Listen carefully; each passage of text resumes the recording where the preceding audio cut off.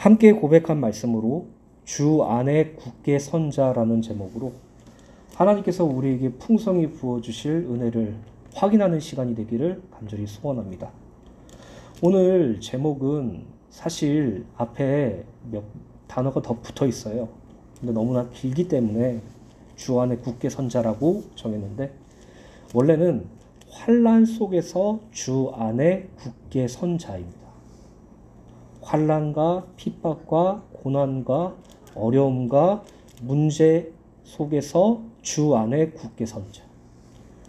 주 안에서 굳게 서 있다라는 말은 첫째로 예수 그리스도를 믿는 믿음 위에 서 있다라는 의미와, 둘째로 하나님께서 우리에게 주신 언약, 곧 말씀 위에 굳게 서는 것을 내포합니다.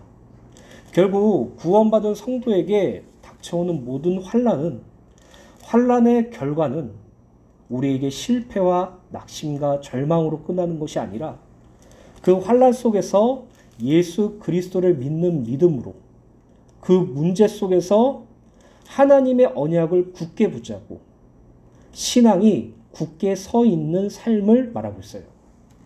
사랑하는 주은혜교회 성도 여러분, 환난과 핍박과 고난과 어려움과 문제 속에서 예수님을 믿는 믿음으로 하나님의 언약을 굳게 붙잡고 여러분들의 신앙이 굳게 서기를 간절히 축원합니다.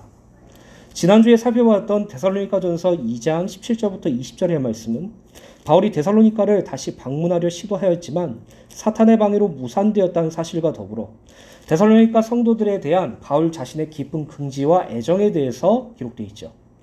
오늘 살펴볼 데살로니가전서 3장 1절부터 8절의 말씀은 바울의 영광이요 기쁨인 데살로니가 교회 성도들을 다시 방문하기를 원하고 또 원하였지만 그 뜻을 이루지 못하였기에 디모데를 대신 파송하여 데살로니가 교회에 대한 안부와 소식을 듣고 위로를 받았다는 내용이 기록되어 있어요. 우리가 익히 알다시피 데살로니가 지역의 바울의 전도 사역은 짧은 3주라는 사역에 마치게 되었어요. 유대인들의 핍박으로 인해서 결국 데살로니가 지역을 떠날 수밖에 없었죠. 남겨져 있는 데살로니가 교회 성도들은 자기 동족들의 핍박과 그 안에 있었던 유대인들의 감언 이설에 속아 그들의 신앙이 요동하기 시작하고 흔들리기 시작했어요. 그래서 바울은 그 점이 매우 걱정되고 염려되었기 때문에 다시 데살로니가로 돌아가서 말씀을 가르치고 그들을 믿음 위에, 말씀 위에 굳게 서도록 하려고 하였지만 사탄의 방해로 가지 못하였고 더욱 큰 염려 속에서 결국 자신의 동역자여 하나님의 일꾼인 디모데를 데살로니가 교회에 파송하게 됩니다. 데살로니가 교회에 파송한 디모데는 데살로니가 교회 성도들에게 그들에게 말씀을 통해서 믿음 위에 굳게 서 있도록 한 후에 그들의 소식들을 바울에게 전하게 되었고, 바울이 그 소식을 듣고 편지를 쓴 게 오늘 우리가 살펴보는 데살로니가 전서 후서예요. 결국 바울이 데살로니가 교회를 향한 사랑과 또 신앙에 대한 염려를 통해서 이 편지가 기록되어 있다라고 말할 수 있는 것이죠. 사랑하는 주은혜교회 성도 여러분, 이따가도 말씀드리겠지만 우리는요 하나님을 사랑해야 함이 마땅해요. 그리고요 내 이웃을 내 몸과 같이 사랑하는 것도 마땅해요. 우리는요 마음을 다하고 뜻을 다하고 힘을 다하고 목숨을 다하여서 하나님을 사랑하는 것에 대하여 충분한 인정을 가지고 있지만 내 옆에 있는 성도와 나와 연결된 불신자들을 사랑하는 것은 매우 어려워하죠. 하나님을 사랑하는 자는 성도를 사랑하고 하나님을 사랑하는 자는 하나님께서 우리에게 맡겨주신 영혼을 사랑할 수 있어요. 오늘 저와 여러분들이 예수님께서 말씀하신 가장 중요한 계명이 우리에게 날마다 적용되는 은혜가 있게 되시길 예수를 간절히 축원합니다. 그리고 무엇보다도 환난과 시험과 핍박 속에서 하나님으로 말미암은 연단으로 말미암아 주 안에서 자라고 그리스도 예수의 날까지 날마다 우리 신앙이 굳게 서게 되기를 간절히 소원합니다. 그는 첫 번째로 환난을 허락하신 하나님이에요. 우리에게 환난이 닥쳐왔다는 것은 그 환난을 허락하신 분이 하나님이라는 말이죠. 이 말은요 우리에게 매우 불편하게 들릴 수 있어요. 아니 하나님이 나에게 환난을 주셨대. 하나님이 나에게 핍박을 허용해 주셨대. 하나님께서 나에게 고난을 허락하셨대. 예수 믿는 사람들이 가장 힘들어하는 부분이에요. 말씀으로도 알고 있고 신앙생활을 하면서 충분히 경험했지만 막상 나에게 환난이 찾아오고 고난이 오기 시작하면 나에게 환난을 주신 하나님, 나에게 고난을 주신 하나님이 너무나도 미워요. 너무나도 섭섭해요. 아니, 이해하기가 어려워요. 그래서 신앙생활을 포기하게 되거나 신앙에 대한 부분에 회의적인 마음이 들거나 하나님을 원망하고 불평하는 그 삶을 반복적으로 지속하죠. 그런데 한 가지 변하지 않는 사실은요, 하나님께서 우리에게 환난을 주셨다라는 사실과 더불어 하나님께서 그 환난을 통해서 우리를 연단하시고 그 연단 속에서 주를 위한 소망을 품게 하시고 그로 말미암아 오직 주 하나님만 의지하고 바라보는 자리까지 이끌어 가신다는 것이에요. 그래서요, 여러분들이 환난이 왔다고 이해하지 못한다고 생각하지 마세요. 그리고요, 여러분들에게 환난과 문제가 왔다고 부끄러워하지 마세요. 여러분들의 신앙이 작아서, 여러분들이 불신앙해서, 여러분들이 믿음이 없어서 오는 것이 아니라 예수를 진정으로 잘 믿기를 소원하고 자기를 부인하고 자기 십자가를 지고 예수님을 따르길 간절히 소원하고 내 뜻대로가 아니라 하나님 뜻대로 살기를 소원하며 내가 이 땅에서 오직 주 예수만 높이기를 소원하는 모든 성도들에게는 하나님께서 환난을 허락하세요. 오늘 저와 여러분들의 신앙의 관념이 깨어지길 간절히 소원합니다. 그럼 첫 번째로 환난을 허락하신 하나님입니다. 데살로니가전서 3장 1절과 2절 상반절을 읽어드리겠습니다. 이러므로 우리가 참다 못하여 우리만 아덴에 머물기를 좋게 생각하고 우리 형제 곧 그리스도의 복음을 전하는 하나님의 일꾼인 디모데를 보내노니. 본문 1절을 보면 바울은 데살로니가 교회 성도들의 상태에 대한 정보 부족 때문에 가지는 불안을 참을 수 없었고 무엇보다 데살로니가 교회 성도들을 다시 보고 싶은 마음이 너무나 간절하였다고 고백하였어요. 이제 막 신앙생활을 시작하였지만 자신의 지도를 받지 못할 뿐 아니라 핍박 가운데 놓이게 된 데살로니가 교회의 상태에 대하여 알고자 하는 열망을 더 이상 감출 수도 없고 억누르지도 못하여 결국 자신을 대신하여 디모데를 데살로니가 교회로 보냈다고 고백하고 있죠. 예수님께서는 모든 계명에서 가장 중요한 계명이 무엇인지 우리에게 이미 알려주셨어요. 그것은 마가복음 12장 30절부터 31절이죠. 예수께서 대답하시되 첫째는 이것이니 이스라엘아 들으라. 주 곧 우리 하나님은 유일한 주시라. 내 마음을 다하고 목숨을 다하고 뜻을 다하고 힘을 다하여 주 너희 하나님을 사랑하라 하신 것이요. 둘째는 이것이니 내 이웃을 내 자신과 같이 사랑하라 하신 것이라. 이보다 더 큰 계명이 없느니라. 바울이 가지고 있었던 데살로니가 교회에 대한 염려와 사랑은요, 하나님을 사랑하고 이웃 사랑하는 것의 표본이에요. 우리 한국교회에 우리가 이 땅에 살아가면서 이웃을 사랑하는 게 없어졌어요. 마음을 다하고 목숨을 다하고 뜻을 다하고 힘을 다하여 우리 주 하나님을 사랑하는 것과 우리의 이웃을 우리 자신과 같이 사랑하는 것. 하나님을 사랑합니다라고 고백은 하지만 이웃 사랑에서는 고개를 갸우뚱하거나 돌려버리죠. 내 옆에 있는 성도를 사랑하기보다는 미워하는 대상, 또 조롱하는 대상, 또 비교하는 대상으로 생각해요. 또 마음과 생각이 맞는 성도들끼리 서로의 유대감을 형성하면서 가깝게 지내거나 또는 밀어내죠. 아닙니다. 내 옆에 있는 성도는요, 비교의 대상이 아니라 사랑의 대상이에요. 그 이유는 에베소서 2장 21절의 말씀대로 우리는 예수 그리스도 안에서 우리 전체가 서로 연결되어 있고 주님 안에서 함께 자라는 성전이 되었기 때문이에요. 또 에베소서 2장 22절에 보면 그리스도께서 우리를 사랑하신 것 같이 우리도 사랑 가운데 행하라고 말씀하고 있죠. 오늘 저와 여러분들의 신앙생활을 하면서 내 옆에 있는 성도를 진심으로 사랑하고 있는지 점검해 보세요. 그리고 하나님을 진심으로 사랑하고 있는지 점검해 보세요. 우리가 이 땅에서 행해야 될 것은 사랑이에요. 옆에 있는 성도들에게 또 내게 속한 불신자들에게 그리스도의 사랑을 행하고 그리스도의 사랑을 정하는 것이 우리 성도의 마땅한 계명이죠. 사랑하는 주내교회 성도 여러분, 옆에 있는 성도를 비교하거나 조롱하지 마시고 사랑하시길 간절히 소원합니다. 어떻게 사랑할 수 있어요? 자, 이제 내가 내 옆에 있는 성도들을 이제 사랑해야지 마음 먹는다고 가능할까요? 내가 이제 나에게 속한 나에게 맡겨주신 하나님의 영혼 불신자들을 사랑하는 마음을 가져야지 다짐으로 가능한가요? 아니에요. 성삼위 하나님의 사랑을 날마다 누리는 것이에요. 그분이 어떻게 나에게 사랑을 베푸셨는지, 어떻게 사랑을 증명해 주셨는지 확인하시는 것이에요. 그리고 기도하는 것이에요. 하나님을 사랑할 수 있게 도와주세요. 이건 부끄러운 기도가 아니에요. 어리숙한 초신자들이 하는 기도가 아니에요. 나 자신보다 하나님을 더 사랑하게 해주세요. 세상보다 하나님을 더 사랑하게 해주세요. 내 아내보다, 내 남편보다, 내 자식보다, 내 부모보다 하나님을 더 사랑하게 해주세요. 내 옆에 있는 성도를 사랑할 수 있도록 도와주세요. 하나님께서 내게 맡기신 내 불신자 지인들과 친척들과 친구들을 사랑할 수 있게 도와주세요. 나를 사랑하실 때 끝까지 사랑하신 그 사랑을 날마다 체험하며 그 사랑을 전파하는 은혜가 되게 하여 주세요. 날마다 기도하는 은혜가 있게 되시기를 예수님의 이름으로 간절히 축원합니다. 그래서 베드로전서 3장 8절부터 12절에 보면 마지막으로 말하노니 너희가 다 마음을 같이하여 동정하며 형제를 사랑하며 불쌍히 여기며 겸손하며 악을 악으로 욕을 욕으로 갚지 말고 도리어 복을 빌라. 이를 위하여 너희가 부르심을 받았으니 이는 복을 이어받게 하려 하심이라. 그러므로 생명을 사랑하고 좋은 날 보기를 원하는 자는 혀를 금하여 악한 말을 그치며 그 입술로 거짓을 말하지 말고 악에서 떠나 선을 행하고 화평을 구하며 그것을 따르라. 주의 눈은 의인을 향하시고 그의 귀는 의인의 간구에 기울이시되 주의 얼굴은 악행하는 자들을 대하시느니라 하였느니라.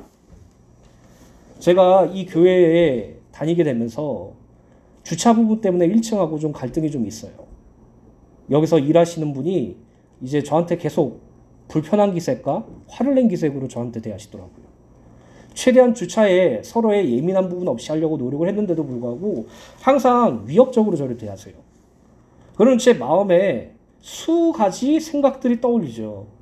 자존심도 상하고 아, 내가 목사라서 저 사람이 나한테 저렇게 행동하는 건가? 라는 생각도 들고도 싶고 마음이 막 불편하고 화가 나서 나도 한번 저분이랑 제대로 붙어볼까? 라는 생각도 들 정도로 되게 불편하게 행동하세요. 근데 한 번도 그분한테 싫은 내색한 적 없어요. 한 번도 그분에게 화를 낸 적도 없어요. 그 이유는 무엇이냐면은 전도 대상자니까. 주님께서 나에게 붙여주신 영혼이니까. 내가 이 땅에서 저 사람의 악을 악으로 갚는 것이 아니라 선으로 갚아야 되는 것이니까. 저들에게 진정으로 필요한 건 예수 그리스도의 복음이니까. 저도 잘 안 돼요. 나를 좋아하는 사람은 충분히 좋아할 수 있죠. 나에게 호감을 품은 사람을 충분히 사랑할 수 있어요. 근데 나에게 악으로 대하고 나에게 악감정을 가진 사람을 사랑할 수는 매우 힘든 일이에요. 그러나 그리스도의 사랑으로만 가능하다고요. 그래서 그리스도의 사랑만으로 가능하다고요. 오늘 저와 여러분들이 이웃 사랑을 외면하지 마시고 하나님을 사랑하는 그 마음으로 이웃을 사랑할 수 있도록 도와달라고 기도하는 은혜가 있게 되시길 간절히 소원합니다. 계속해서 데살로니가전서 3장 2절입니다. 우리 형제 곧 그리스도의 복음을 전하는 하나님의 일꾼인 디모데를 보내노니 이는 너희를 굳건하게 하고 너희 믿음에 대하여 위로함으로. 2절을 보면 바울은 자신을 대신하여 디모데를 데살로니가에 보냈다고 고백하면서 디모데에 대한 극찬을 아끼지 않죠. 디모데에 대한 소개를 원문 그대로 번역하면 그리스도의 복음 안에서 하나님의 동역자이며 우리의 형제인 디모데라고 고백하여 여러분들이 저의 하나님의 일꾼 그리스도의 복음을 전하는 동역자라는 사실을 기억하세요. 제가 여러분들에게 있어서 그리스도의 복음 안에서 하나님의 동역자이며 여러분들의 형제고 자매인 목회자라는 걸 기억하세요. 2절 하반절을 보면 그리스도의 복음 안에서 하나님을 위하여 함께 일하는 자요 하나님께 속한 동역자인 디모데는 데살로니가 교회 성도들을 굳건하게 하고 믿음에 대하여 위로하였다고 고백을 하고 있죠. 여기서 굳게 하고라는 부분을 원어로 보면 건축할 때 버팀목과 지주로 건물을 흔들리지 않도록 하는 것을 의미하며 사람의 마음과 신앙을 흔들리지 않도록 경고히 한다는 의미를 가리켜요. 즉 사도들에게 받은 복음에서 흔들리지 않고 적대자들로 오는 핍박으로 인해 요동하지 않도록 신앙을 굳건히 하기 위함이라는 의미를 나타내죠. 또 디모데는 데살로니가 교회 성도들을 믿음으로 위로하였다 고백하는데 디모데는 데살로니가 교회 성도들의 믿음의 유익을 위하여 가까이 불러 말로써 격려하고 위로하고 권면하는 것을 의미해요. 즉 디모데는 데살로니가 교회 성도들이 복음 안에서 흔들리지 않도록 그들의 신앙을 굳건히 하고 그들의 믿음을 위하여 용기를 북돋워주는 목회적 목회를 위하여 파송되었다는 사실을 알 수 있어요. 그 어떤 핍박과 환란이 찾아와도 복음 안에서 흔들리지 않는 것과 신앙을 굳건히 하는 것, 이 또 믿음의 유익은 오직 하나님의 말씀으로만 가능해요.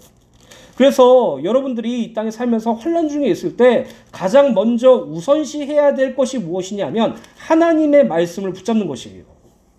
성경에 기록된 말씀은요, 그냥 여러분들에게 단순한 힘과 단순한 어떤 위로를 주기 위한 말씀이 아니라 하나님께서 실질적으로 성취하신 말씀과 하나님께서 성취의 길을 걷고 있는 말씀과 하나님께서 반드시 성취하실 것이라는 말씀이 기록되어 있어요. 결국 성경의 모든 말씀은 하나님의 언약이라고도 말할 수 있죠.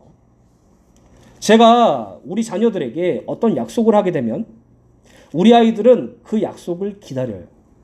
예를 들어서 우리가 다음 주에는 키즈 카페 가자 그러면 그 아이는 그날 그때 가기를 굳게 붙잡고 기대하죠.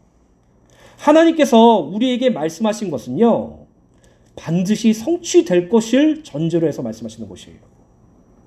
하나님께서 여러분들에게 환난 중에서 말씀을 허락하시는 것은 단순히 야, 이 말씀 듣고 너희가 힘어더라, 될지 안 될지는 잘 모르지만 그래도 너희가 이거 가지고 위로받고 살아가라, 이런 개념으로 주신 말씀이 아니에요.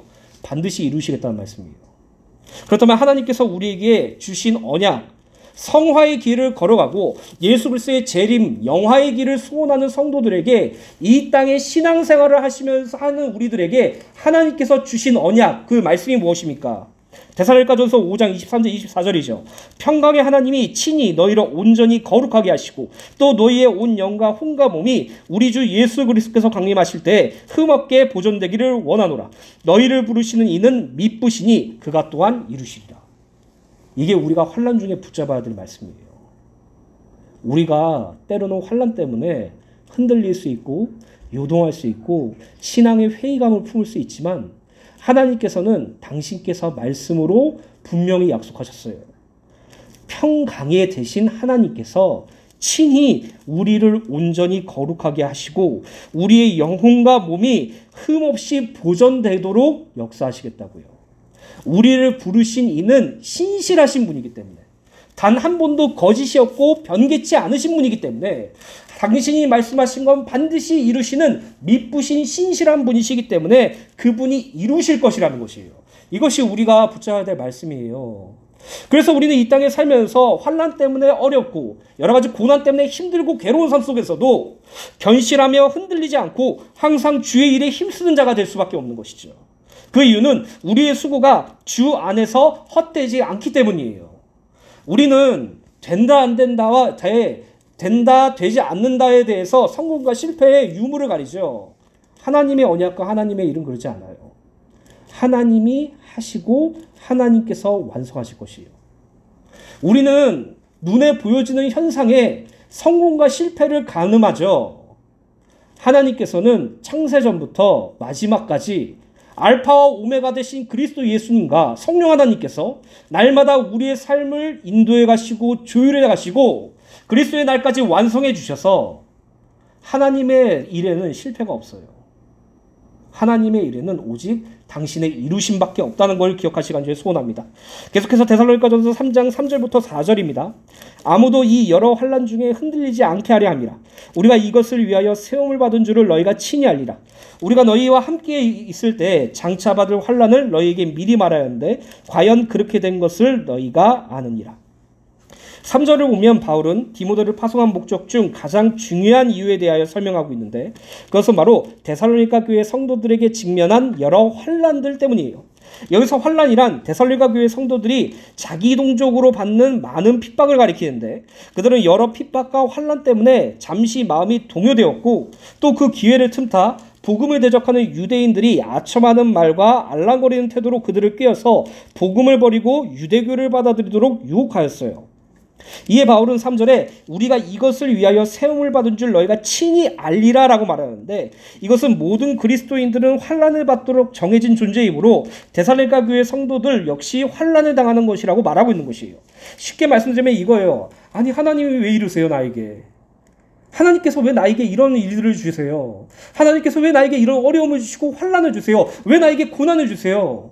나는 그냥 예수 잘 믿고 싶을 뿐인데 나는 이 땅에서 하나님을 위하여 살고 싶을 뿐인데 왜 하나님은 나에게 환난과 어려움을 주세요? 라고 말하는 성도에게 이렇게 말한 거예요.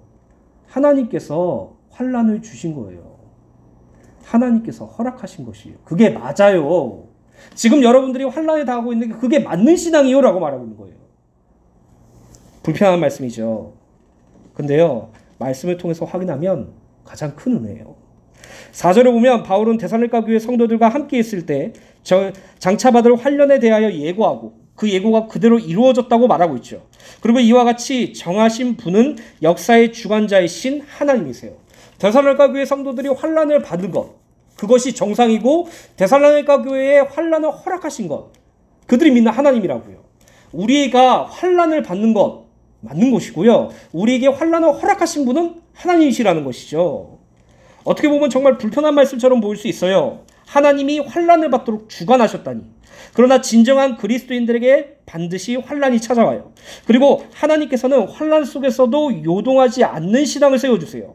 하나님께서는 당신의 뜻대로 살고자 하는 자들의 인생길에 크고 작은 환란들을 놓아주세요. 종교개혁자인 존 칼빈은 환란은 우리가 그리스도인들이라는 점에 예정되어진 것이라고 말을 하였어요. 오늘 제목인 주 안에 굳게 선자라는 말은요, 환란이 없으면 굳게 설 수가 없어요. 우리가 평탄하고 평온하고 문제가 없을 때 주 안에서 굳게 서는 것이 아니라 환난과 시험이 닥쳐왔을 때 예수를 믿는 믿음으로 하나님의 언약을 붙잡는 것으로 굳게 설 수 있다는 것이죠. 결국 우리의 신앙이 굳세게 되는 것, 우리가 주 안에서 굳게 선 자가 되는 것은 환난이 존재된단 말이죠. 그렇다면 하나님께서는 어떠한 목적을 가지고 우리에게 환난을 허락하십니까? 이 부분에 대해서는 수요 예배 때, 금요 예배 때 계속해서 말씀드렸죠. 금요 예배 때 낙심거리에 대해서 말씀드렸어요. 그것을 참고하시면 됩니다. 예수를 잘 믿고 싶은데, 하나님을 위하여 살고 싶은데 왜 환난이 오느냐 말이에요. 하나님께서 단순히 우리에게 아픔을 주시기 위해서 또는 우리를 괴롭히시기 위해서 환난을 허락하시는 것입니까? 아니죠. 이 환난에 대하여 다윗은 이렇게 고백합니다. 시편 119편 71절입니다. 고난당한 것이 내게 유익이라 이로 말미암아 내가 주의 율례를 배우게 되었나이다. 고난이 유익이래요. 왜 유익이냐 하면은 그 고난 중에 주님의 율례를 배웠기 때문이에요. 저는요, 문제와 어려움 가운데 하나님의 말씀을 더욱더 붙잡게 됐어요. 저는요, 환난과 고난에서 하나님의 말씀을 확인할 수 있었어요. 그 당시에는 저도 똑같이 이렇게 고백했어요. 왜 나에게 이런 일을 허락하세요? 내가 주님의 일을 하기 위해서 목회의 길을 걷고 있는데, 내가 내 경제도 포기하고 내 삶도 포기하고 주를 위해서 살기를 소망하는 마음으로 지금 이 길을 걷고 있는데 왜 나에게 어려움을 주세요? 왜 나에게 질병을 주세요? 왜 나에게 고난을 주세요? 왜 나에게 괴로움을 주세요? 저 목회하고 싶지 않아요. 차라리 그냥 직장 다니면서 일 열심히 하면서 목회자 섬길래요.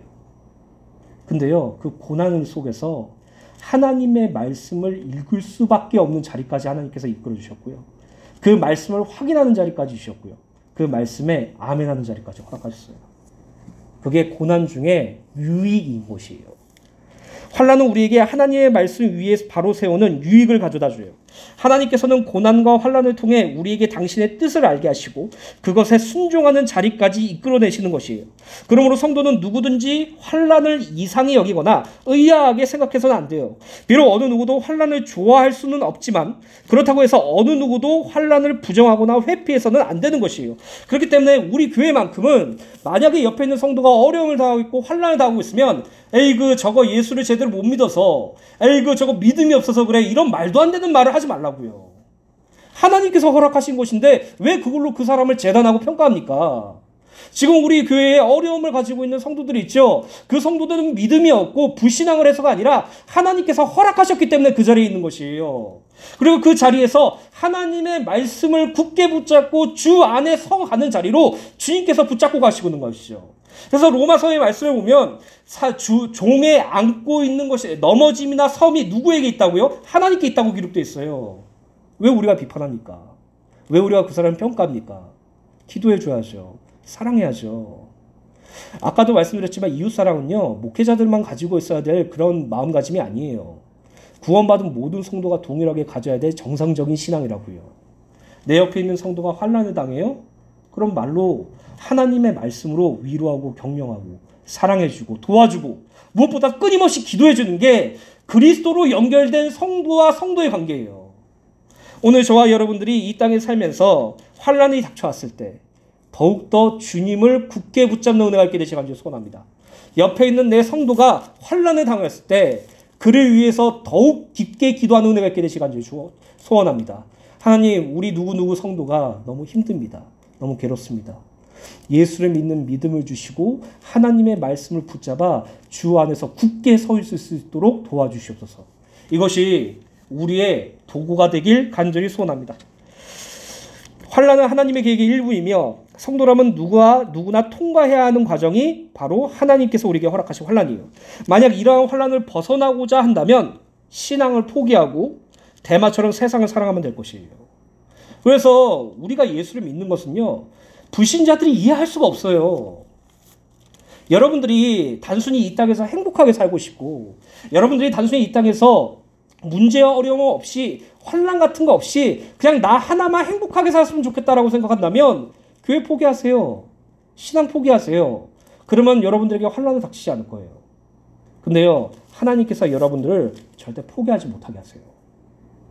하나님께서 여러분들이 스스로 신앙을 포기한다고 할지라도 하나님은 절대 여러분들 포기하지 않아요.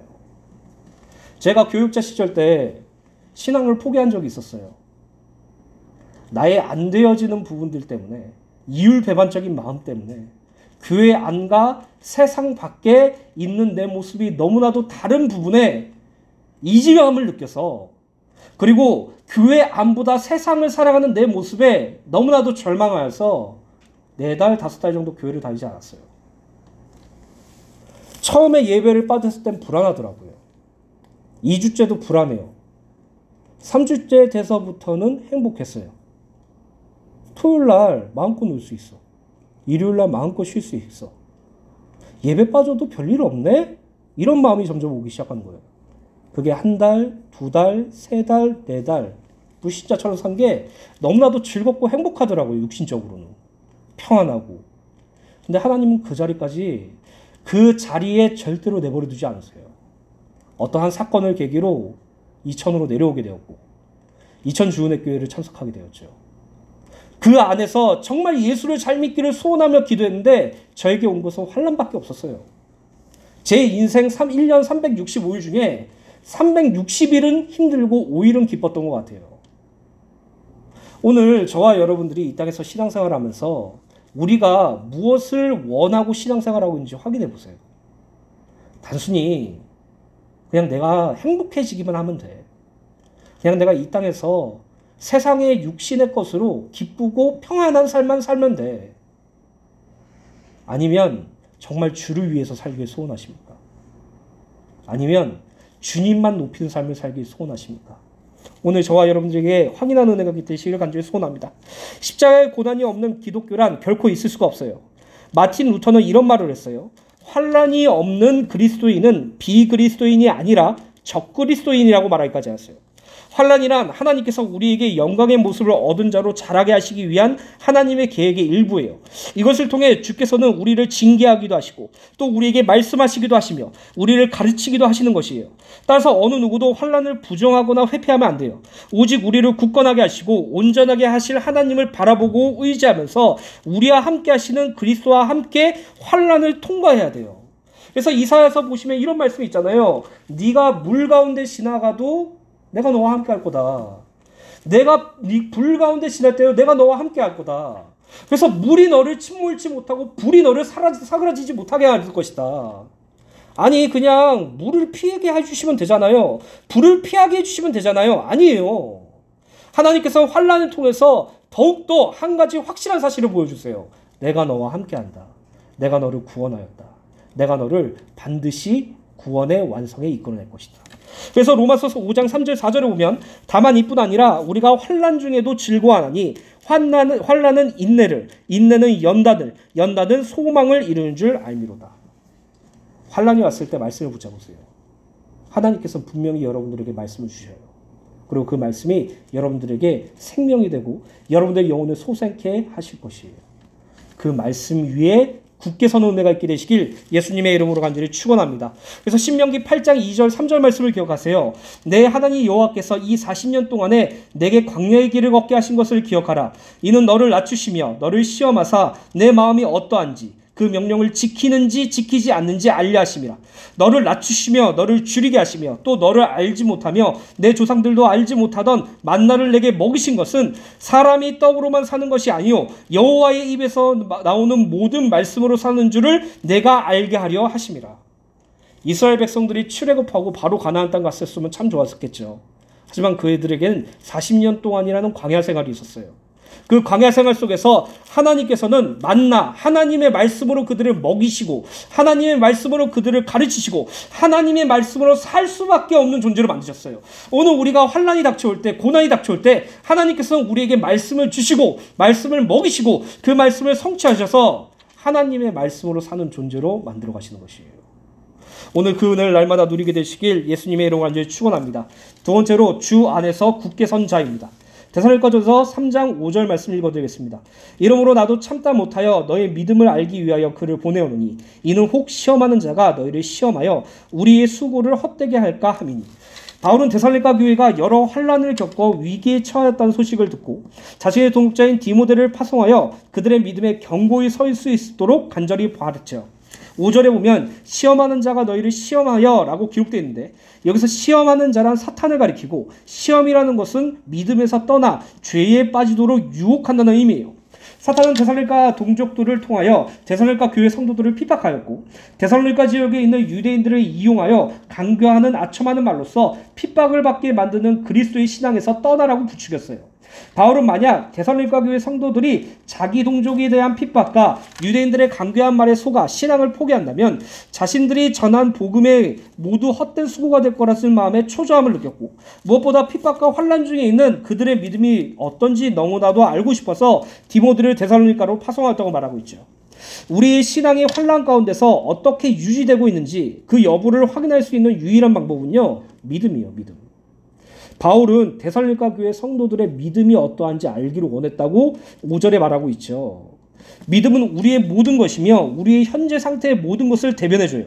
만약 우리에게 믿음이 없다면 구원과 영원한 생명은 아무런 의미도 없게 돼요.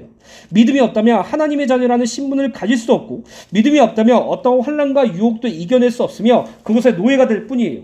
믿음은 시험하는 자와 악한 자의 모든 시험과 화전을 소멸하게 만드는 방패며 모든 사탄의 괴계에 대체할 수 있는 무기예요. 환난을 받은 성도들에게 있어서 믿음은 모든 것이며 현재의 상태를 가장 정확하게 대변해 주죠. 그러므로 우리의 믿음의 주요 또 온전하게 하신 이인 예수만 바라보아야 돼요. 우리의 믿음 없는 것을 절규하며 간구해야 돼요.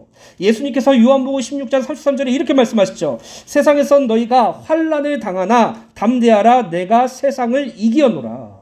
우리가 이 땅에서 환난 속에서 흔들리고 요동할 때, 낙심할 때 우리에게 가장 먼저 회복돼야 될 것이 예수 그리스도를 믿는 믿음이에요. 그 이유는 세상이 너희를 미워할 것이라고 미리 예수님께서 말씀하셨고 세상이 우리에게 환난과 핍박을 가져다 올 것이라고 그것을 하나님께서 허용하실 것이라고 미리 말씀하셨으며 너희들이 비록 세상에서 환난을 당하지만 담대해라. 그 이유는 내가 그리스도 예수께서 세상을 이기었다고 말씀하셨기 때문이에요. 그래서 우리는 요한일서 5장 4절 5절 말씀에 무릇 하나님께로부터 난 자마다 세상을 이기느니라. 세상을 이기는 승리는 이것이니 우리의 믿음이니라. 예수께서 하나님의 아들이심을 믿는 자가 아니면 세상을 이기는 자가 누구냐. 그래서 여러분들은 이 기도 제목을 이상하게 여기지 마세요. 만약에 여러분들에게 환난이 닥쳐왔어요. 어려움이 닥쳐왔어요. 고난이 닥쳐왔어요. 그럼 어떤 성도들은 그 환난이 해결되는 기도를 하겠죠. 그 고난이 해결되는 기도를 하겠죠. 내 문제를 해결해 주세요라고 말하면서 금식으로 때로는 밤새서 기도하겠죠. 근데 우리 교회 성도님들은 환난과 고난과 어려움이 닥쳐왔을 때 이렇게 기도하세요. 예수 그리스도를 믿는 믿음을 회복시켜 주세요. 주님을 믿을 수 있도록 도와주세요. 믿음의 근원 되시고 믿음을 온전하게 하실 예수님을 바라볼 수 있도록 도와주세요. 나의 믿음 없는 것을 도와주세요. 이게 환난 중에 우리가 기도해야 될 첫 번째 기도 제목이에요. 왜요? 환난 속에서 예수를 믿는 믿음으로 주 안에 굳게 선 신앙이니까요. 계속해서 데살로니가전서 3장 6절입니다. 지금은 디모데가 너희들로부터 와서 너희 믿음과 사랑의 기쁜 소식을 우리에게 전하고 또 너희가 항상 우리를 잘 생각하여 우리가 너희를 간절히 보고자 함과 같이 너희도 우리를 간절히 보고자 한다 하니. 6절을 보면 바울은 디모데를 통해 데살로니가 교회 성도들이 주 예수 그리스도를 믿는 믿음과 하나님을 사랑하는 것이 이전처럼 확고하다는 기쁜 소식과 또한 데살로니가 교회 성도들은 바울과 그 일행을 항상 생각하고 있고 간절히 보기를 원한다는 소식을 들었다고 말하고 있죠. 데살로니가전서 1장 3절을 보면 데살로니가 교회 성도들은 예수 그리스도께서 당신의 구원을 이루어 가시는 것과 하나님에 대한 전적인 신뢰로 말미암은 믿음의 역사를 소유하고 자격이 없는 죄인을 향한 무조건적인 하나님의 사랑을 근거로 하여 발생하는 하나님께 대한 사랑과 그 사랑으로 이웃을 사랑하는 사랑의 수고를 소유하였으며 우리 가운데 구원 일을 시작하신 성령 하나님께서 예수 그리스도의 재림의 날까지 그 일을 이루실 것을 믿는 믿음으로 바라는 소망의 인내를 가지고 있었다고 기록되어 있죠. 또 데살로니가서 1장 6절의 말씀처럼 그들은 많은 환난 가운데서도 성령 하나님이 주시는 기쁨으로 하나님의 말씀을 받아들여 주를 본받는 자가 되었다고 기록되어 있어요. 우리가 이 땅에서 신앙생활을 할 때 환난이 닥쳐왔을 때 우리를 구원하셨고 또 우리의 구원을 완성하실 것이라는 믿는 믿음, 우리를 사랑하실 때 끝까지 사랑하셨고 자기 아들까지 죽여서 그 사랑을 확증해 주셨으며 성령으로 말미암아 우리에게 사랑을 부어주셨다는 사실을 믿고 성삼위 하나님을 사랑하는 것, 그리고 성령 하나님께서 반드시 우리의 구원을 이루어 주시고 예수 그리스도께서 다시 오실 재림의 날에 우리가 완전하게 주님을 알고 주님과 영원하게 함께 살며 주님께서 우리에게 의의 면류관을 씌워주시고 착하고 충성된 종이라고 칭할 그 기쁨을 소망으로 품고 살아야 돼요. 믿음의 역사, 사랑의 수고, 소망의 인내. 데살로니가전서 1장 말씀 가지고 함께 나눴죠. 이것이 우리의 신앙의 근원 되기를 간절히 소원합니다. 데살로니가전서 5장 5절부터 9절 말씀입니다. 너희는 다 빛의 아들이요 낯의 아들이라. 우리가 밤이나 어둠에 속하지 아니하느니 이러므로 우리는 다른 이들과 같이 자지 말고 오직 깨어 정신을 차리지라. 자는 자는 밤에 자고 취하는 자들은 밤에 취하되 우리는 낮에 속하였으니 정신을 차리고 믿음과 사랑의 호심경을 붙이고 구원의 소망의 투구를 쓰자. 하나님이 우리를 세우심은 노하심에 이르시게 하심이 아니요 오직 우리 주 예수 그리스도로 말미암아 구원을 받게 하려 하심이라. 하나님께서 우리에게 환난을 주신 이유는 우리에게 노하셔서 벌러 주신 것이 아니라 우리의 구원을 이루게 하시기 위함이에요. 그러면 우리는 정신을 차리고 믿음과 사랑의 호심경을 붙이고 구원의 소망을 투구를 쓰고 주 안에서 굳게 서 있는 것이 마땅해요. 그 은혜를 날마다 소원하며 기도하는 은혜가 있게 되시길 간절히 축원합니다. 계속해서 데살로니가전서 3장 7절 8절입니다. 이러므로 형제들아 우리가 모든 궁핍과 환난 가운데서 너희 믿음으로 말미암아 너희에게 위로를 받았노라. 그러므로 너희가 주 안에 굳게 선즉 우리가 이제는 살리라. 7절을 보면 디모데의 데살로니가 교회 소식을 통하여 바울이 위로받았다는 사실을 알 수 있죠. 예수 그리스도의 복음으로 구원을 받은 데살로니가 교회 성도들이 환난과 시험 가운데서도 신앙을 버리지 않고 믿음으로 견고하게 서 있다는 소식으로 인해 당시 궁핍과 환난에 처한 바울과 그의 일행이 큰 위로를 받았다고 고백하고 있어요. 또한 8절을 보면 바울은 데살로니가 교회 성도들이 환난 가운데 있으나 조금도 흔들리지 않고 주님 안에 굳게 서 있다는 소식을 듣고서 그들을 향한 염려와 불안이 사라지고 기쁨과 안도의 상태로 회복되었다고 고백되어 있죠. 여기서 주 안에 굳게 서다라는 이 표현은 비록 그들이 환난 중에 있지만 예수 그리스도를 믿는 믿음으로 흔들리지 않고 자기 믿음을 견고하게 지키는 것을 지칭하는 것으로 믿음 위에 굳게 서다라는 표현과 같은 의미예요. 또 이 주 안에 굳게 서다라는 말씀은 하나님께서 그들에게 주신 그 말씀을 기억하고 그 말씀이 이루어질 것을 소원하고 소망하고 확신을 품으며 그 말씀을 기반하여 말씀을 붙잡고 굳게 서 있는 것도 함께 의미를 내포해요. 환난 중에서도 주 안에서 굳게 서는 것, 믿음으로 굳게 서는 것, 말씀으로 굳게 서는 것, 이것이 우리가 지향해야 할 신앙입니다. 그렇다면 우리가 어떻게 환난 중에서 주 안에서 믿음으로 굳게 할 수 있을까? 그것은 하나님의 언약, 곧 말씀으로 확인할 수 있고 그분의 언약, 말씀으로만 가능해요. 그래서 저는 이 말에 정말 동의해요. 환난 중에 주님의 말씀이 나의 위로고 나의 힘이고 나의 도움이고 나의 모든 것이에요. 제가 40년이라는 세월을 살았지만 이 40년의 세월 동안 환난과 고난 중에서 하나님은 항상 말씀으로 나를 일으켜 세우셨어요. 그뿐입니까? 그 말씀이 저의 평생 기도 제목 되게 하세요. 똑같은 환난을 당할 그때에도 낙심과 괴로움 중에 있을지라도 그 말씀이 나를 일으켜 세워요. 그 말씀이 내 신앙을 회복해요. 그 말씀이 나를 살려요. 해결되지 않아도요. 환난이 해결되지 않아도요. 하나님은 항상 그 말씀으로 나를 살리세요. 여러분들을 살리세요. 주님께서 여러분들에게 말씀을 주시고 그 말씀을 통해서 일으켜 세우세요. 그리고 그 말씀을 소망하게 하세요. 이것이 하나님께서 환난을 주시는 이유예요.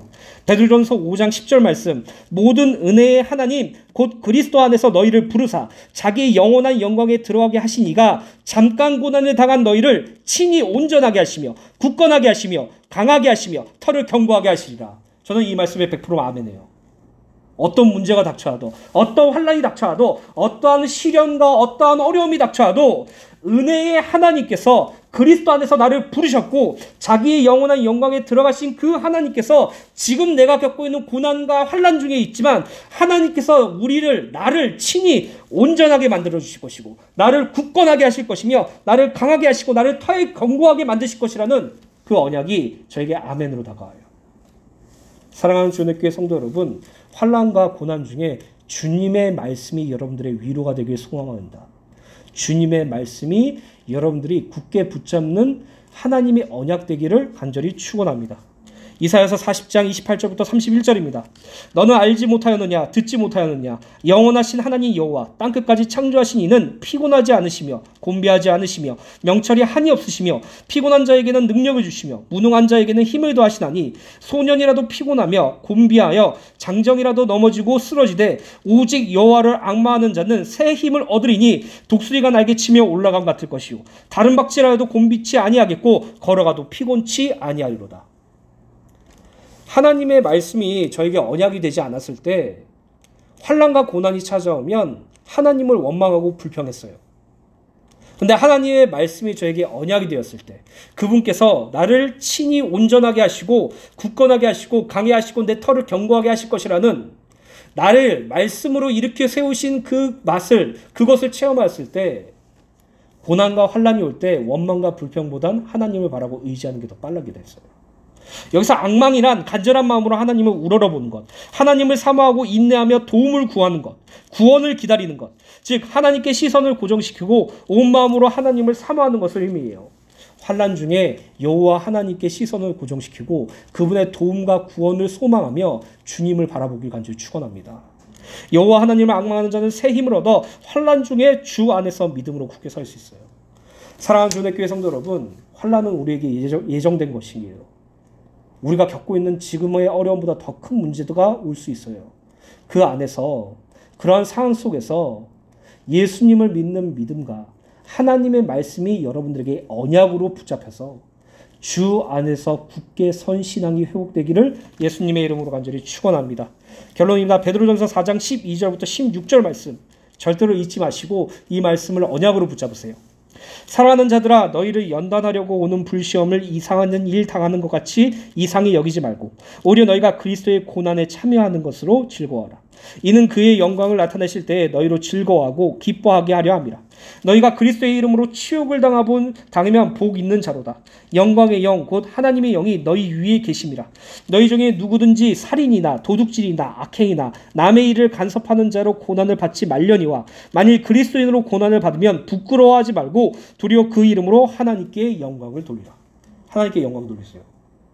문제 있으십니까? 하나님께 영광 돌리세요. 환난 속에 있으십니까? 하나님께 영광 돌리세요.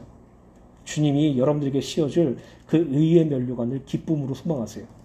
주 안에서 굳게 선 신앙이 날마다 우리에게 회복되기를 간절히 소원합니다.